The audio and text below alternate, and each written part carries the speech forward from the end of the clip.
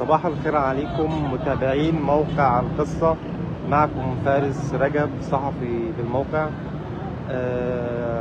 نرصد لكم فتح باب الساعات الأولى من فتح باب تصويت المرحلة الأولى لانتخابات مجلس النواب 2025 للمرحلة الأولى.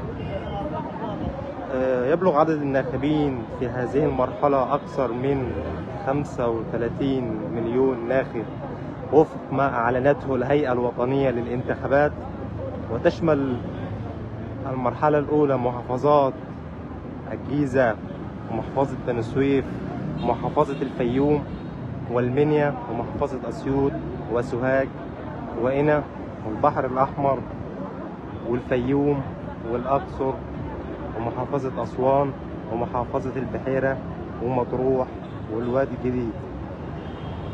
أكد المستشار أحمد بن داري مدير الجهاز التنفيذي للهيئة الوطنية للانتخابات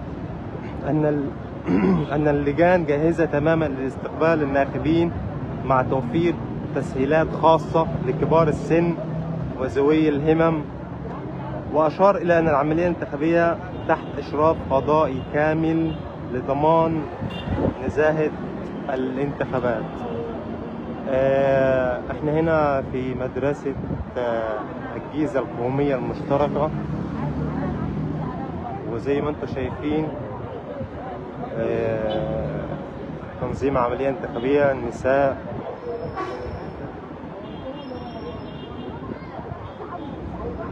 والرجال.